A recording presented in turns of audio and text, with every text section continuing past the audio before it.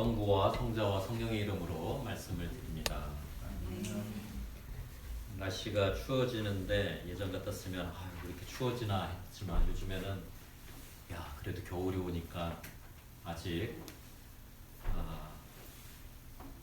다른 나라에서 기후변화 때문에 막 고통스럽다고 하는데 그래도 아직 여기 한반도는 사계절이 이어갈 수 있구나 이런 반감이 몰려오더라고요. 지구의 평균 온도가 이제 1도씩 상승하면 어떤 일이 발생하는지 과학자들이 이미 보고를 했죠. 전 세계 보고를 했습니다. 1도가 상승하면 북극과 이런 산맥에 있는 높은 산맥에 있는 빙하들이 녹고 이 만년 빙하라고 하죠. 이런 것들이 다 이제 사라지고 그걸로 인해서 이제 질병들이 발생을 하는데 한 30만 명 이상이 이제 사망한다. 저는 못 가봤습니다만 이제 핀란드에 빙하가 많다고 그러잖아요. 그게 이제 또 완전히 녹게 되고 그게 녹으면 해수면이 상승을 해서 세계 곳곳에 침수 도시들이 발생한다. 이렇게 보고를 했습니다. 1도씨가 상승하면 3도씨가 상승하면 어떻게 되죠? 지구의 허파라고 하는 아마존의 그 숲이 사라진답니다. 사라지고 전 세계에 이제 기근이 발생하는데 지금이 한 65억, 70억 정도 되나 인구가요? 근데 그 인구 중에 한 5억 명이 이 기근 때문에 죽게 된다고 그러고 그 지구상에 있는 생물체들의 한 50%가 사라지게 된다고 합니다. 3도씨가 상승이 되면 4도씨가 상승되면 어떻게 되겠습니까? 이거는 걷잡을 수 없겠죠. 대표적인 현상으로 뉴욕이 물에 잠긴답니다. 4도씨가 상승이 되면 6도씨 정도 상승을 하면 이제 모든 게 끝나는 거죠. 끝납니다. 그래서 이제 과학자들이 이렇게 보고를 했기 때문에 막 급하게 이제 나라들끼리 다 모여가지고 협의체를 만듭니다. 이거 큰일 났다. 기후가 이렇게 상승하는 걸 막아보자 해서 그런 정부들이 모여서 협의체를 만들고 보고서를 또 발표를 합니다. 그래서 이미 1도씨 가까이 이제 증가를 했대요. 증가를 했기 때문에 1.5도, 2도까지는 아니더라도 1.5도까지 상승하는 것을 최대한 저지해보자 이런 합의를 합니다. 근데 이제 지금 같은 속도로 쭉 하게 되면 이거는 굉장히 오래전 보고입니다. 지금 요즘 보고가 아니라 그 당시 2014년 아마 그때쯤인 것 같은데 그때 봤을 때 지금 이대로 살면 아마 2도씨가 되는 때가 2100년 정도 되면 그때가 될 것이다. 그래서 2도씨까지 되면 이 인류가 살기가 너무 힘들어질 것이다. 그래서 1.5도라는 상승하는 걸 어쩔 수 없는 이제 우리가 지금까지 살아왔던 패턴이 있기 때문에 어쩔 수 없지만 1.5도에서 한번 이렇게 묶어놔 보자. 적어도 2100년도까지는 1.5도 이상으로 상승되지 않도록 한번 해보자. 이런 합의를 하면서 보고서를 냅니다. 그러면서 나온 게 우리 탄소 사용을 최대한 줄여보자. 이렇게 약속을 했던 것이죠. 근데 약속을 했지만 어떻습니까? 막 전쟁이 나면 탄소 사용 더 많이 할 수밖에 없잖아요. 그죠? 포탄 쏘고 또 이제 과학자들이 보니까 이 탄소, 이 지구 대기에는 탄소를 수용할 수 있는 양이 있대요. 근데 이제 지금 현재 1.5도씨를 기준으로 봤을 때 탄소를 지구가 이렇게 수용할 수 있는 양이 약 500기가톤 정도가 된대요. 근데 지금처럼 우리가 쓰면 2026년이면 그 500기가톤 탄소량을 수용할 수 있는 능력이 꽉 찬답니다. 2026년이니까 지금 몇 년? 이건 보고가 한참 전에 보고지만 벌써 우리가 2023년 끝내고 있잖아요. 내년 2024년 2년이 남은 거예요. 탄소 수용량을 꽉 채워버리면 그때는 걷잡을 수가 없는 거죠. 더 이렇게 기온이 상승할 거라고 얘기를 합니다. 제가 오늘 수능 시험 준비하는 학생들을 위해서 기도하자고 얘기를 해놓고 어두운 이렇게 말씀을 좀 드린 이유는 어떠세요? 이런 현실을 누군가는 이렇게 자꾸 이렇게 일깨워줘야죠, 그죠? 저 같은 사람이 자꾸 일깨워줘야 하는데 느낌이 어떠세요? 어떤 감정이 여러분에게 다가옵니까? 전 지구적 위기 앞에 사람들은 어떤 감정으로 살아가느냐 굉장히 중요한 문제입니다. 저는 이런 현실 앞에 딱 떠오르는 두 단어가 있었어요. 하나가 뭐냐면 약삭빠르다, 약삭빠르다. 또 하나 단어는 부끄럽다. 이 두 단어입니다. 그래서 오늘은 약삭빠르다, 부끄럽다 이거에 대한 말씀을 좀 드리고자 합니다. 사전적 의미로 보면 약삭빠르다가 이렇게 정의가 됐어요. 하는 짓이나 눈치가 빨라서 무엇이 자신에게 이롭게 되도록 하는데 꾀가 있다. 이렇게 사전은 이랍니다. 뭐 이 세상에는 약삭빠른 존재도 굉장히 많죠, 그죠? 약삭빠라야 잘 살죠, 그죠? 약삭빠르다. 생존의 한 방식입니다. 전 지구적 위기 상황은 오늘에만 있지 않았죠. 성경을 보면 노아 때도 전 지구적 위기 상황이 있었습니다. 노아 창세기 6장을 보면 이렇게 기록을 하고 있죠. 5절 이하의 말씀입니다. 야훼께서는 세상이 사람의 죄악으로 가득 차고 사람마다 못된 생각만 하는 것을 보시고 왜 사람을 만들었던가 싶으시어 마음이 아프셨다. 계속 이렇게 기록을 하고 있어요. 야훼께서는 내가 지어낸 사람이지만 땅 위에서 쓸어버리리라. 공연히 사람을 만들었구나. 사람뿐 아니라 짐승과 땅 위를 기는 것과 공중의 새까지 모조리 없애버리리라. 공연히 만들었구나. 이렇게 성경을 하나님께서 탄식했다라는 이렇게 표현을 기록을 하고 있습니다. 그래서 이제 야훼 하나님께서는 어떻게 합니까? 이 세상을 멸할 계획을 세우시죠. 어떤 계획입니까? 40일 동안 비를 쏟아서 큰 홍수를 일으켜서 다 물에 빠져 죽게 하는 그런 계획을 세우시죠. 근데 이제 하느님께서는 그래도 일만에 뭔가 이렇게 그래도 다 죽일 수는 없지. 좀 몇 명은 살려야겠다 생각을 해서 노아를 택하죠. 노아를. 그래서 노아가 방주를 만들어서 어떻게 합니까? 자기 가족하고, 그렇죠? 가족과 그다음에 하느님께서 얘기한 짐승들 이렇게 쌍으로 몇 쌍씩 이렇게 방주에 두어라 해서 그런 존재들만 살게 됩니다. 6장 9절에 보면 이제 노아가 어떤 인물이었는지 이렇게 나오죠. 그 당시에 노아만큼 올바르고 흠없는 사람이 없었다. 그는 하느님을 모시고 사는 사람이었다. 올바르고 흠없는 사람이었고 하느님을 잘 모시고 사는 사람이었다는 것이죠.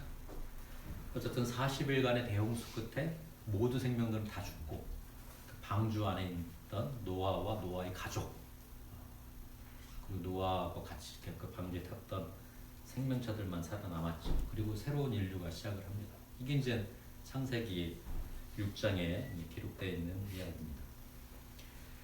전 지구적 위기 상황에서 노아가 보여준 모습은 방주를 만들어서 자신의 식구들과 동물들 몇 쌍씩을 살려내는 일이었습니다. 세상이 악해졌기 때문에 세상을 더 이상 살릴 필요가 없었다고 이제 판단을 했던 것이죠. 하느님의 선택받은 소수만이 살아남으면 그만이다 이렇게 아마 판단을 했던 것 같습니다. 오늘날에도 우리 주변에 있는 뭐 세상 사람들까지 얘기할 수 없지만 신앙인들 이렇게 보면 노아 때와 같은 생각을 지니고 있는 사람들이 상당히 많은 것 같아요. 신앙인들 중에. 신앙을 갖고 있는 사람들 중에도 그래 방주를 만들자.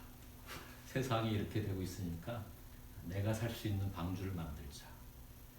요즘에 막 이상한 종교들이 많이 등장하는 것도 다 이런 겁니다. 그렇죠? 우리만의 방주를 만들면 우리는 살 수 있어. 이런 거죠. 오늘 복음 말씀은 열 처녀의 비유에 관한 말씀이죠. 다들 잘 알 겁니다. 굉장히 많이 들었던 말씀이에요. 하늘나라를 이제 등불을 준비했다가 신랑을 맞는 열 처녀의 비유를 하고 있죠. 열 처녀 가운데 다섯은 등불을 잘 준비했는데 나머지 다섯 처녀는 어떻습니까? 등불을 잘 준비하지 못해서 신랑을 맞이하지 못합니다.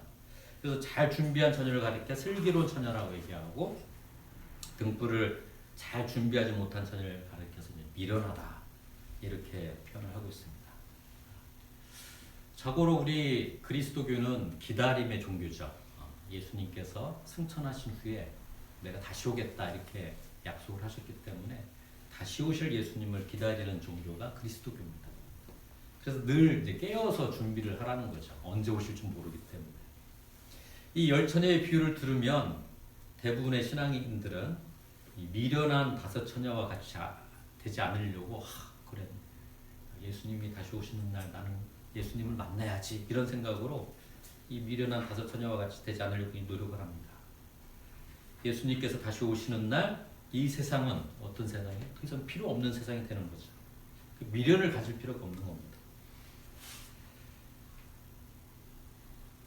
예수님이 다시 오시는 날 예수님과 함께 예수님이 마련하신 세상에 들어가면 그만이다 이렇게 생각을 하는 것이죠. 그래서 그날을 기다리며 슬기로운 처녀 다섯처럼 내 등불만 잘 준비하면 된다 이렇게 생각을 해봤습니다. 앞서 말씀드린 노아의 모습이나 열 처녀의 비유에 등장하는 이 슬기롭다고 하는 다섯 처녀의 모습에서 제게 떠오른 말이 있는데 그것이 무엇이냐면 약삭빠르다라는 거예요. 약삭빠르다. 내 주변이 장차 어떻게 될 것인지는 이 세상은 악한 세상인데 관심 별로 없죠. 그죠? 나와 내 가족, 내가 만든 어떤 테두리 안에 들어와 있는 그런 존재들만 살면 된다. 그럼 어떻게 잘 준비할까? 그래서 이런 말씀이 또 다른 신앙인들에게는 굉장히 도전이 될 수 있겠지만 약삭빠르다는 단어가 딱 떠오르는 거예요. 약삭빠르다. 이게 지금까지 교회의 모습이었죠. 교수의 모습이었고 그 교회를 유지했던 신앙인들의 삶의 모습이었다고 저는 고백을 합니다. 근데 정말 이렇게 살아도 될까? 신앙인들이 이렇게 살아도 될까? 저는 거듭 질문을 던져야 할 때가 됐다. 이렇게 말씀을 드리는 것이죠. 근데 이제 교회의 역사, 신앙인들의 역사를 보면 이렇게 약삭빠르다라는 어떤 단어가 떠오르는 그런 신앙만 있었던 게 아닙니다. 그와 다른 또 다른 형태의 신앙이 또한 그런 역사가 있었고 성경에도 그런 신앙관을 강조하는 부분이 있습니다. 이 노아를 가리켜서 믿음의 아버지라고 하진 않죠, 그죠? 노아를 가리켜 믿음의 아버지라고 하지 않습니다. 이 믿음의 아버지를 이란 호칭을 부여받은 사람이 있어요. 누구죠? 아브라함입니다. 물론 이제 아브라함은 노아 때와는 다르죠. 노아 때는 이제 홍수로 해서 이제 전 세계를 멸망시키고자 하는 하나님의 계획 속에 있었던 인물이었고, 근데 이제 아브라함은 그렇게 전 지구적 멸망 상황을 목도하지는 않았습니다. 그러나 아브라함과 관련된 이야기를 이렇게 우리 찾아보게 되면 그에게 왜 믿음의 아버지라고 했는지를 좀 느낄 수 있는 대목이 있습니다. 창세기 18장의 말씀인데 소돔과 고모라에 관한 이야기죠. 소돔과 고모라에 관한 이야기. 그러니까 하느님은 이 소돔과 고모라를 저 도시는 이제 불필요하다 이렇게 없애려고 하시죠. 이렇게 성경은 기록을 하고 있습니다. 소돔과 고모라에서 들려오는 저 아우성을 나는 차마 들을 수가 없다. 너무나 엄청난 죄를 짓고들이 있다. 더 이상 저 도시를 남겨놔서는 안 되겠다 이렇게 생각하시는 거죠. 그런 상황에서 아브라함은 어떻게 했느냐 이런 겁니다. 성경에 보면 아브라함은 그런 야훼 하느님 앞에 서서 야훼 하나님께 대화를 합니다. 당신께서 죄 없는 사람을 죄인들과 함께 기어이 쓸어 버리시렵니까? 저 도시 안에 죄 없는 사람 50명이 있다면 그래도 그곳을 쓸어 버리시겠습니까? 죄 없는 사람 50명을 보시고 용서해 주시면 안 되겠습니까? 이렇게 대화를 청합니다. 사실 이게 대화라기보다는 하나님께 따지는 거죠. 거기에 죄 없는 50명이 있으면 그들도 함께 죽일 생각이십니까? 그럴 수 없지 않습니까? 이렇게 따지는 거죠. 그러니까 야훼 하나님께서 소돔성에 죄 없는 사람이 50명만 있다면 그 죄 없는 사람을 보아서도 다 용서해 줄 거다. 이렇게 얘기를 하죠. 근데 이제 아브라함이 또 생각해보니까 야 이거 50명이 없으면 어떻게 하지? 그래서 또 얘기하는 게 그럼 50명 중에 5명이 부족하다라면 그래도 그렇게 없애겠습니까? 그러니까 그렇게 안 할 거다. 45명만 있어도 그 도시를 멸하지 않을 것이다. 그러니까 또 아브라함이 또 얘기합니다. 45명? 30명은 어떻겠습니까? 쭉쭉쭉 얘기를 해서 결국 어떻게 돼요? 10명이라도 있으면 어떻게 하겠습니까?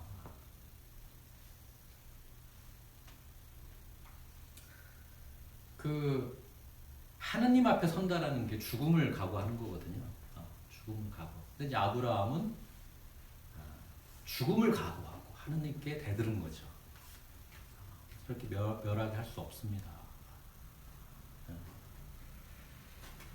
하느님이 홍수로 이 세상을 멸하고자 하실 때 노아는 이 세상을 구하려는 노력을 아브라함처럼 하지 않았어요. 그렇죠? 방주를 만들어서 자신의 가족과 이렇게 했던 거죠. 근데 아브라함은 하느님 앞에 서서 멸망에 가는 세상을 지키고자 노력을 했습니다. 처음에 제가 대화라는 표현을 썼지만 항변이었던 거죠. 항변. 그렇죠? 좀 거칠게 논쟁일 수도 있는 거고 하느님과 논쟁을 했던 거죠. 이러한 아브라함의 삶의 태도를 보고 우리는 그를 가리켜 믿음의 아버지라고 말합니다. 이 세상을 창조하신 하느님께서 정말 이 세상이 망가지길 바라실까요? 그렇지 않습니다. 노아 때는 뭐 길이가 얼마고 뭐 이런 방주를 만들었지만 이 지구 자체가 방주인 거죠. 하나님 입장에 봤을 때 그렇지 않겠습니까? 버릴 수 없는 노릇입니다. 오히려 하느님께서는 이 세상을 향한 창조의 사역, 미완의 창조를 완성해가고 싶어 하실 겁니다. 그래서 인간을 창조하신 거고 인간을 동역자로 부르셨던 것이고 우리가 함께 정말 하늘나라다운 그런 세상을 만들어보자 이렇게 그런 계획을 갖고 계시는 것이죠. 아브라함은 이런 하나님의 뜻을 바로 알고 있었기 때문에 이 세상을 지키려고 하나님 앞에 섰던 겁니다. 그래서 저는 아브라함을 가리켜 믿음의 아버지다 이렇게 고백하지 않나 이 시간 여러분께 말씀을 드립니다. 우리 교회 역사 안에는 이 아브라함처럼 하느님 앞에 서서 하느님의 의도를 바꾸려 했던 신앙의 모습이 이어져 내려오고 있습니다. 하느님의 본래 계획을 바꾸려는 것이 아니죠. 하느님의 계획이 완성되도록 하는 데 있어 왜곡되었던 역사를 바로잡고자 했던 여정이었던 것입니다. 아브라함이 보여준 신앙의 모습이 바로 그것이었죠. 그는 결코 완벽한 존재가 아니었습니다. 아브라함이 이렇게 부인하고 같이 낯선 지역으로 가다가 그 낯선 지역에서 그 아내가 이뻐 보이니까 어떻게 합니까? 누구냐 이렇게 하니까 아브라함이 겁에 질려먹고 제 아내입니다 하면 어떻게 될까? 자기를 해치고 어떻게 할까봐 제 누이입니다 하고 바치잖아요. 그렇죠? 아브라함이 얼마나 이렇게 인간적으로 보면 저기 찌질이도 못난 놈이 이렇게 볼 수도 있잖아요. 그렇죠? 이런 아브라함이었습니다. 위기의 상황을 모면하고자 거짓으로 이렇게 했던 거짓을 말했던 사람이죠. 그러나 그는 이윽고 자신의 잘못을 뉘우치고 아내를 되찾아옵니다. 저는 여기서 이 아브라함의 모습을 보면서 야 아브라함이야말로 이 부끄러움을 아는 존재였다. 부끄러움. 살고자 거짓을 얘기했지만 다시 돌아보니 내가 왜 거짓을 얘기했지? 그 부끄러운 마음이 생기면서 다시 아내에게 찾아가야지. 아브라함의 신앙 형태는 약삭빠른 것이 아니라 부끄러움을 아는 신앙이었습니다. 그 부끄러움이 있었기 때문에 하느님 앞에 서서 소돔과 고모라를 살려보려고 하느님과 겨뤘던 것이라 저는 믿습니다. 제가 또 이렇게 부끄러움이라는 게 뭔지 이렇게 사전적인 의미를 찾아보니까 이렇게 기록되어 있어요. 부끄러움이란 인간의 감정 중에 하나로 어떤 잘못을 저질러 큰 망신을 당했거나 남들에게 괴롭힘을 당해 혐오감, 짜증을 느꼈거나 주어진 일을 못해서 본인에게 양심의 가책을 느꼈던가 떳떳지 못한 것 또는 숫기가 부족해서 다른 사람 앞에서 말이나 행동을 제대로 못했거나 어색했던 것을 의미한다. 이렇게 다 이해되시죠? 부끄러움이라는 게. 그래서 이제 부끄러움과 관련된 여러 단어들이 있는데 뭐 수치심이라는 단어도 관련돼 있고 죄책감이라는 단어도 관련돼 있습니다. 이제 수치심이라는 거는 타인의 시선과 관련해서 부끄러울 때 이제 그 수치심이라는 말을 쓰고, 이 죄책감은 뭡니까? 일단 내적인 양심에 비추어 봤을 때 부끄러움을 느낄 때 우리가 이제 죄책감이라고 표현하죠.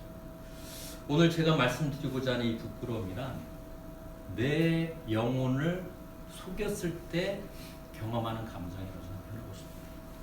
우리 안에 있는 영혼을 속였을 때 느끼는 감정, 그게 부끄러움이다. 부끄러움을 느낄 때 우리에게 주어진 것들에 대해서 소중함, 감사함을 경험하게 됩니다. 부끄러운 마음이 있을 때 이웃에 대한 연민이 생기고 왜곡된 것들을 바로잡고자 하는 용기가 생깁니다. 우리 그리스도교 전통 안에서는 이 세상의 타락을 보고 이 세상 쓸모없구나, 빨리 저 세상으로 가야겠다라는 약삭빠른 형태의 신앙도 사실상 있습니다만, 이 세상을 하는 나라로 일구고자 끊임없이 노력하는 부끄러움을 아는 신앙 형태도 있다는 겁니다. 이러한 신앙 형태를 지닌 존재들이 있었기 때문에 이 세상은 오늘도 창조 사역의 완성을 향해 나아가고 있다고 믿습니다. 오늘 복음 말씀 10처녀의 비유에서 등불을 준비하고 있던 그 5처녀, 우리는 다시 가야 한다고 생각합니다.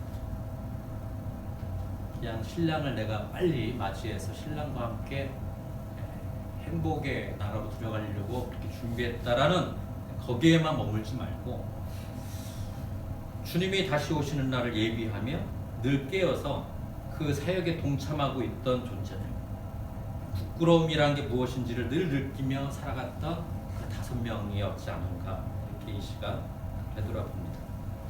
전 지구적 위기 속에서 주님께서 주신 창조 세계를 우리의 욕심으로 망쳤다라는 그 부끄러움으로 느끼며 살아가는 그 5처녀였다. 오늘 수능 시험을 앞두고 우리는 수험생을 기억하며 주일 성찬회를 봉헌하고 있습니다. 그동안 우리가 기도했던 2 친구가 있습니다. 물론 앞서 제가 4명의 친구를 얘기했는데, 그동안 우리가 기도했던 친구는 임한울, 김희수, 유한이죠. 제가 오늘 이 시간을 위해서 정중하게 초대를 했습니다. 정중하게 거절을 하겠습니다.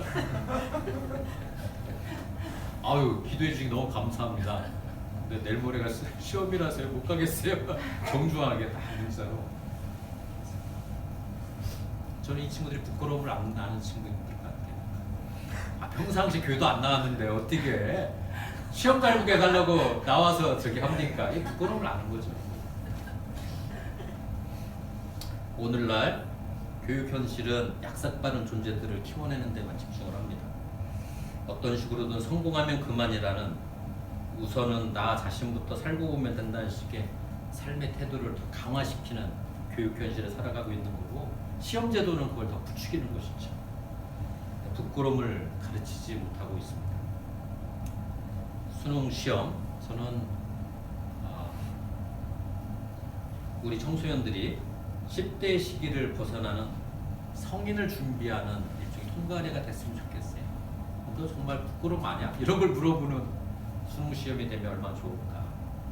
그런 부끄러움을 알고 살아가는 젊은이라면 이 전 지구적 위기 앞에 나만 살면 돼, 이런 생각을 안 가지고 내가 갖고 있는 이 재능을 가지고 이 지구를 어떻게 살릴 수 있지?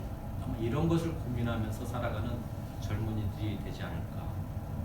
저는 그러한 교육 문화, 또 시험 문화, 그런 세상을 우리가 함께 만들어 가기를 간절히 바라고, 아마 이 말이 뭐 전달되지는 않겠지만 얼마나 큰 위로가 될지 모르겠지만 그런 세상 한번 만들어 보자, 이런 말씀을 드립니다.